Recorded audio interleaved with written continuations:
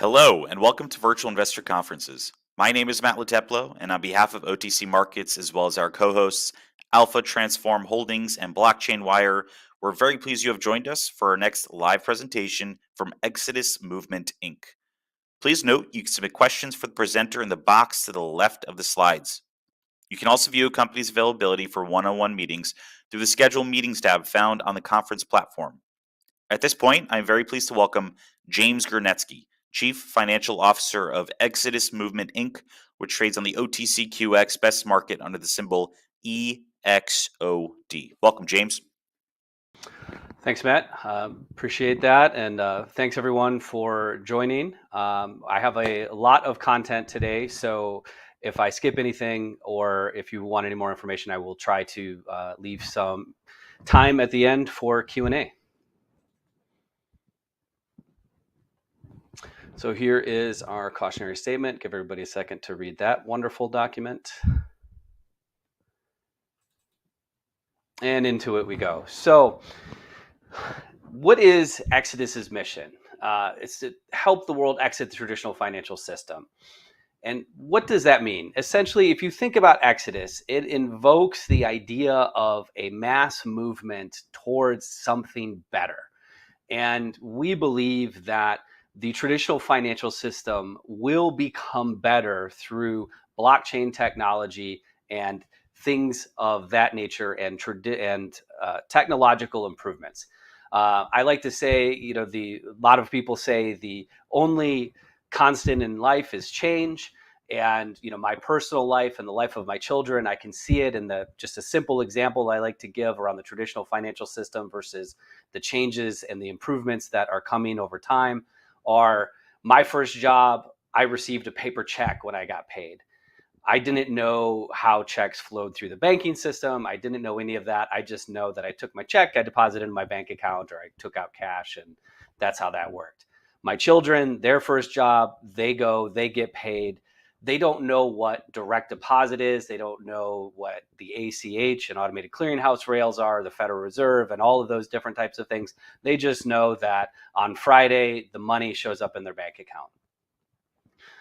We see this movement of technology dramatically increasing with blockchain technology, and we are here to help that evolution and make sure that that evolution comes faster, because it's just a clearly better system, and we are going to do everything we can to help the world get to that system faster. How do we do that? Well, right now we're focusing on digital assets, cryptocurrency, DeFi, non-fungible tokens, NFTs, things of that nature. We have three base products. We have the browser extension. You can see the little icon up in the right. The big icon is our desktop wallet. And then we have a mobile wallet on Android and iOS. The company's been around since 2015. We were legally incorporated in 2016. In crypto terms, in digital asset terms, that is a long time. Pretty darn close to OG, as they might say. That means that we have been trusted and time tested, which in our industry is actually a very big deal. People know us and they know that they can trust what we are providing them. And trust is absolutely huge when you're dealing with things important as your money, your assets, and the things you really want to protect and hold dear.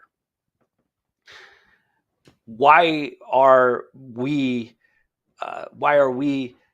different? What do we do that's very special? Well, one of the ways is we have over, at the time of September, we had over 300 supported crypto assets and digital assets.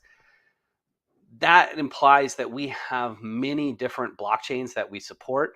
And I can get into this later, but one of the things that folks learn is when they get into it is that multiple chains, so think the Bitcoin blockchain, the Ethereum blockchain, the Solana blockchain, I could keep going, having a wallet that combines and all of those into one spot and supports all those different chains and does it very well, it's hard. It is not easy. It's actually a barrier to entry because of that level of difficulty. However, When we founded, our very first product was multi-chain. It had Bitcoin, Ethereum, and possibly another token that I can't remember, a chain that I can't remember supported. So we've always been, every product we've ever launched has had support for multiple currencies in terms of the wallet. We had over 195 full-time equivalent team members. So we've built a large organization to continuously update. We update our products every 2 weeks. So we have a solid engineering team, security team, and also a very large customer service team. So you get down to the bottom there, it has 24/7 human support. What that means is everyone talks about how important the customer is. Well, we put our money where our mouth is, both in terms of actual 24/7 human support, as well as the development and the creative team that goes in and makes sure that we have top-notch user experience. So from when you enter the wallet and use it, it's intuitive as possible. But if you run into problems, if you have any concerns, we actually have a human that's there. And I think in just the world in general, having a human available and to answer your questions, especially within a timeline like 60 minutes, is something that you just don't see very, very often anymore. We have a large customer base, over 3.8 million funded wallets. That means 3.8 million people have trusted Exodus to actually hold their money. And just think about that again. I mean, trusted us to have the money in their Exodus wallet. And that is a sacrosanct responsibility that we take very seriously. It means everything to us to have so many people in the world trust us. We have to the world there, we have over 200 countries that are supported. Basically, as long as you're not in a OFAC sanctioned country, the wallet is available. We also work to have a sustainable business.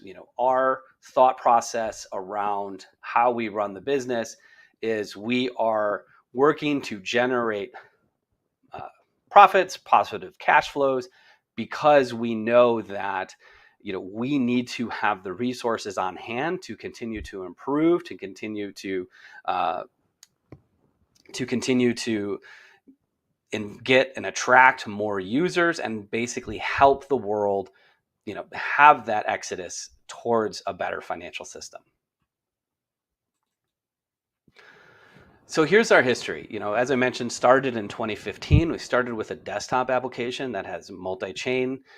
The company quickly achieved profitability, did some very small rounds, right around just over $500,000 raised in 2016 and early 2017, achieved profitability right out of the gate with the crypto bull run of 2017, for those of you that remember. Expanded the leadership team in 2019, and essentially there was, for those of you that remember, in 2018 there was a bear market after the bull run in 2017, and it lasted into 2019, but our founders thought, we really need to prepare. There is going to be another bull run coming. Our team has been through a number of these bull bear cycles, and they knew that we needed to prepare for the next one, even though the market still didn't seem, especially in early 2019. I remember Bitcoin being in the 3,000s at that time. And they said, hey, look, we are ready. We need to prepare for the next bull run, which did come. And it came towards the end of 2020. And in 2021, that's where we saw things really off to the races. The company raised $75 million in a Regulation A offering. We had over 6,800 investors, and some unique things about that particular offering was yes, I believe it was the first one to hit $75 million, the new amount from Regulation A. So probably the largest Regulation A, the first one to hit that number. We did that raise completely within our Exodus wallet and the Exodus platform. We wanted to empower our users and basically give them the first crack at owning a part of our business.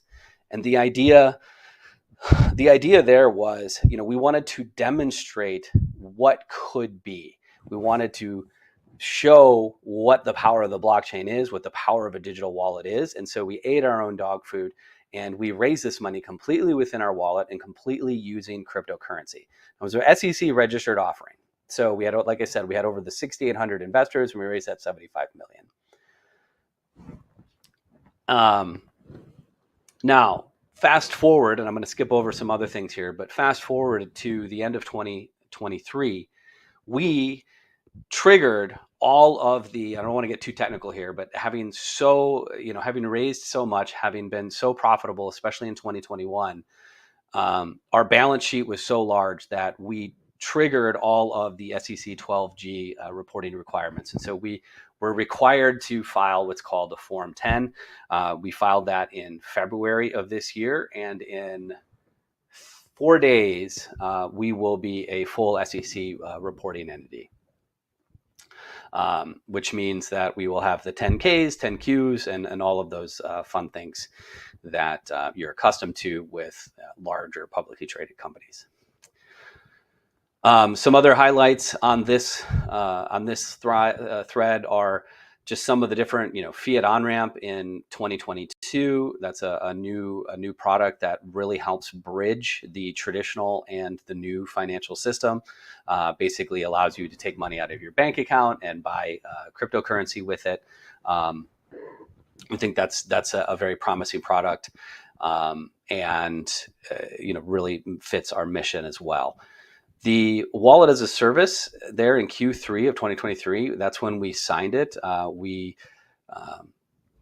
have begun that partnership and have really made traction here in Q1 of this year. And I will talk about that later, but that wallet as a service really helps our mission. It helps the idea of providing a multi-chain wallet, so that, as I mentioned, the idea that multi-chain is hard and acts as a barrier to entry, by us going to other companies in the space and providing our services and our expertise with that multi-chain beautiful UI, high customer service, and helping them with their wallet needs, helps them overcome that burden. It helps Exodus expand our reach and furthers our mission, and it helps the users of all those platforms. So it's a real win-win-win, and we're really excited to see where that goes in the near future. So how does our company make money?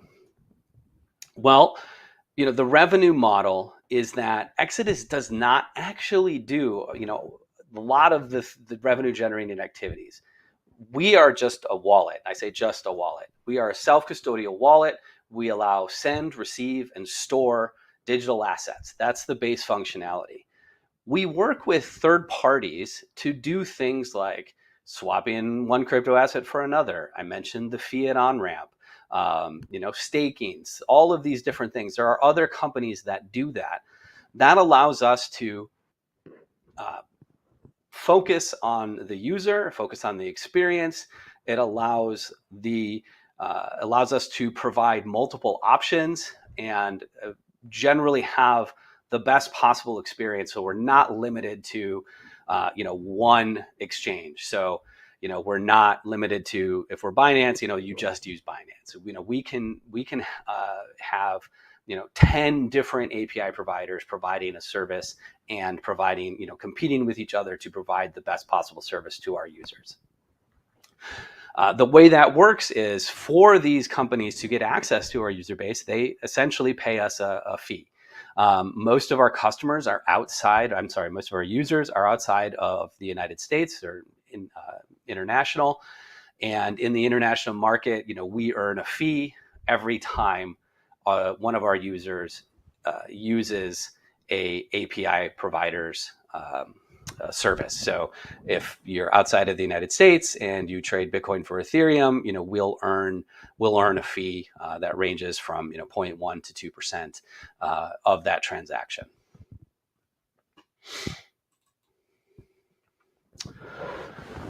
With this model and just our general philosophy, As I mentioned earlier, we believe that the company needs to have profitability in order to have money to reinvest and to continue to grow. As you can see, we've had substantial growth. If this chart were to go back out into 2017, 2018, and 2019, you'd see sub $10 million revenues, and just how much our company has grown from a revenue perspective, even though that 2021 number is just kind of overshadows everything. 2021 was obviously an amazing year for all things digital assets and for Exodus in particular. What I see here is we have, from that revenue perspective, and you'll see it in other slides as well, we gained a lot of users during that period. And you can see that even with the horrible bear market of 2022 and some of the sustained bear market of 2022 and the sustained bear market going into 2023, we did a really great job. Our users very much continued to stay with us, and we were actually able to have that growth last year in 2023. You can see on the profitability metrics, we were able to have a positive adjusted EBITDA in 2022. That is, we saw the market shifting. We saw it quickly. We reacted. And, as such, we were actually able to squeeze out that adjusted EBITDA. And then 2023, with the market improvements and our lower expense base, as you can imagine, we saw a substantial growth again in our adjusted EBITDA, even better than, 2022. 2020. So from a historical perspective, we've done quite well. Here's our monthly and quarterly active users. And you can see this trend again, as I mentioned, in 2021, we saw significant growth, and we started to see, we're very, very stable in the following quarters. But then in Q4, you can see that uptick again.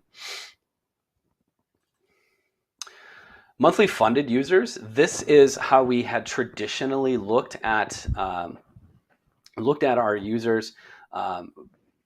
The difference between this and the monthly active users is that this measurement requires someone actually having money in their wallet. So it's a little bit further down the funnel, if you will. The interesting piece here is if you compare it to the previous slide, you'll notice that our monthly funded users are basically at 2021 levels at the end of Q4. And, comparing that to the monthly active users, that just really highlights how if you have money in an Exodus wallet, you're very, very sticky. You might not be as active if there's a bear market, but you definitely want to stay with our product, and you come back when things turn. So to go on to how we run the company, we have an extremely strong balance sheet. We have no debt, and as of the end at the end of the year, there we had 138 million. There's a large component of digital assets. You can see the Bitcoin and Ethereum. The mark-to-market accounting changes will really help people understand our balance sheet a little bit better, in my opinion. Obviously, if you go into our financials, you can see the breakout of the assets we hold and the values under the old system.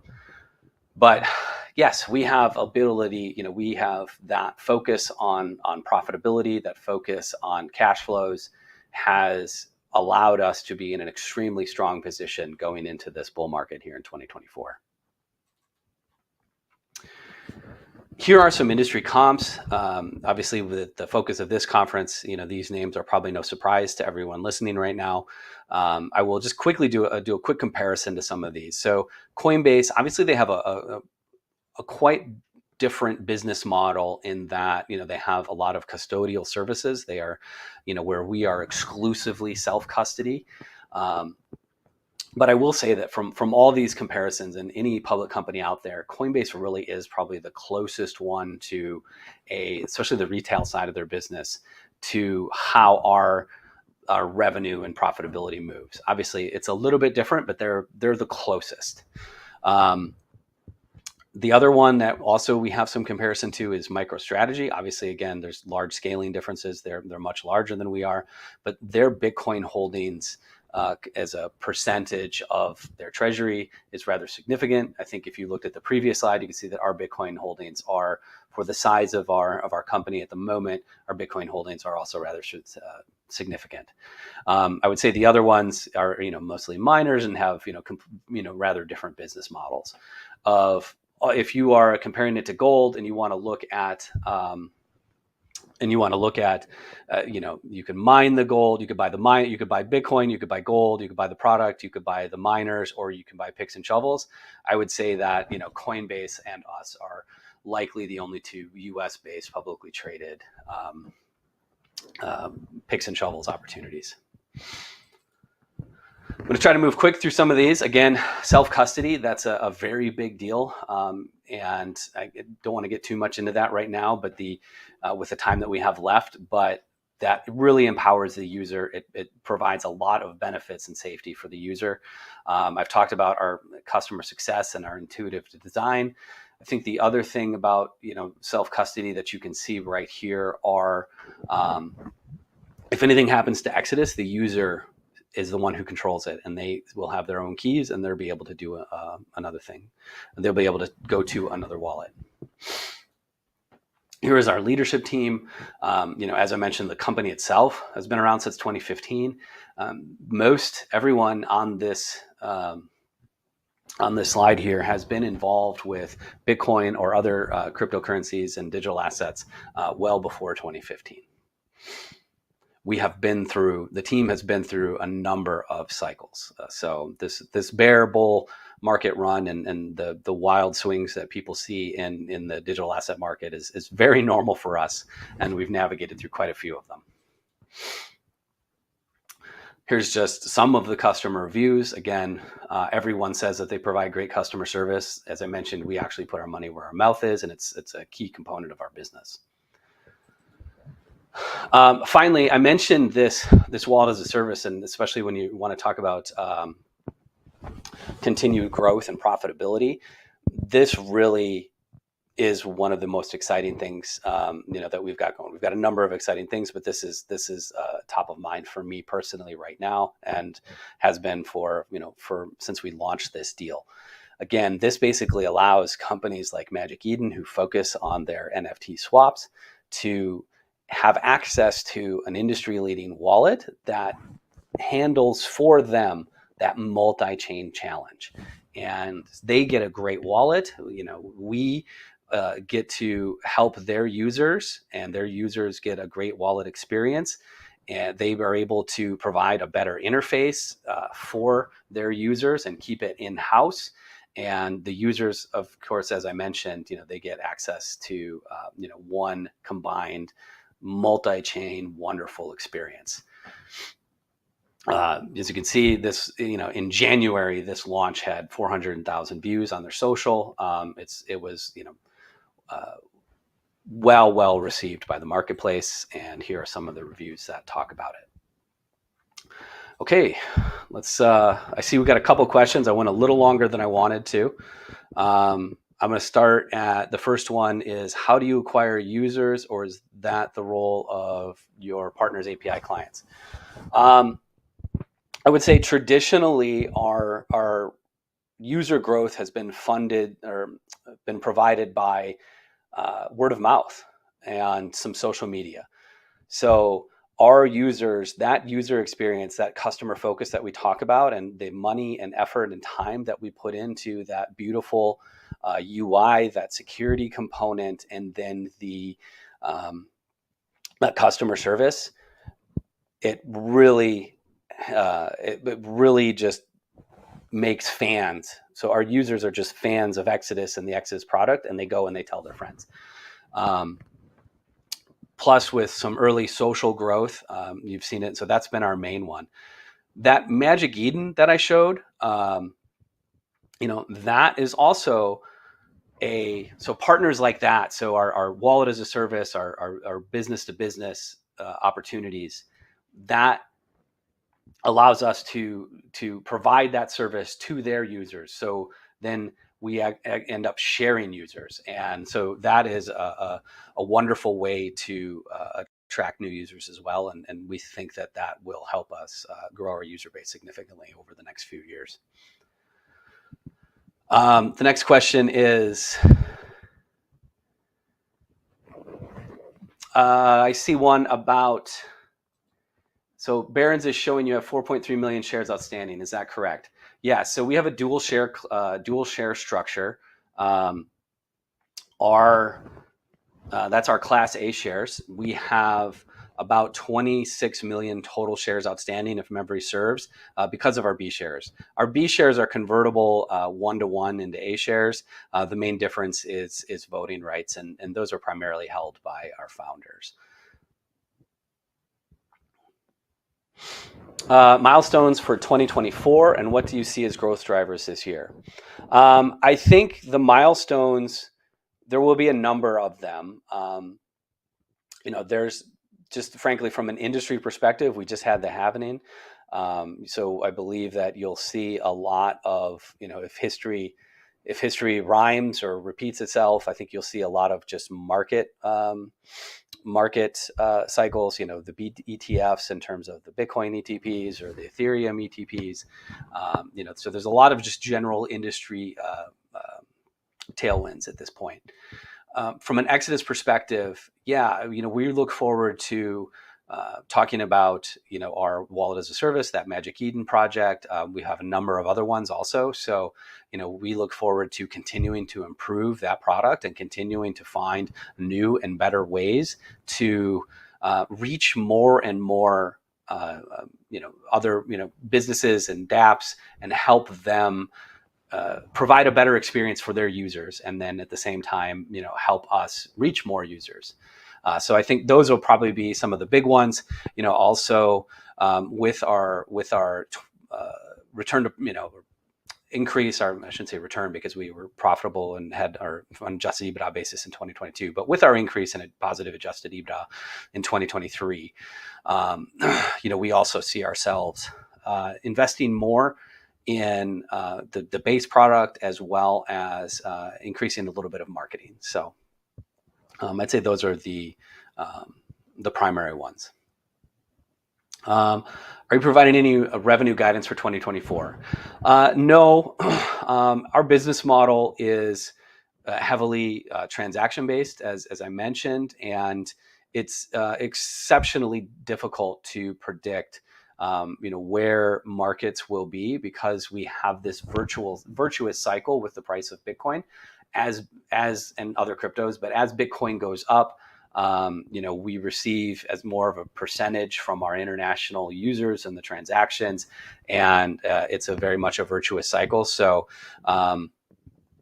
that prediction is very challenging for us. I will say, though, that having been through so many of these cycles, we manage our business in a way that our expense base is able to adjust and scale as the markets boom, and then also scale back appropriately to maintain that profitability as markets bust or bear. I mean, hopefully never a full bust, but as we go into bear market cycles. I think I've got time for at least one more. Do you guys have, or will you guys develop a custodial wallet for a living will? That is an interesting question. It does come up in conversation. Honestly, I'm not sure exactly where that is on the roadmap. I would never say never. As the users of, as we get further and further along in the life of cryptocurrencies and Bitcoin, I think you're going to see, as you point out, that is a product that there would just be more and more need for.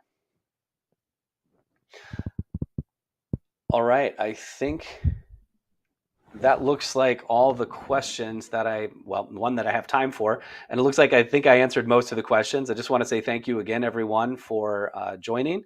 And if you have any questions, you can reach out to us there. Our website, exodus.com/investors, or investors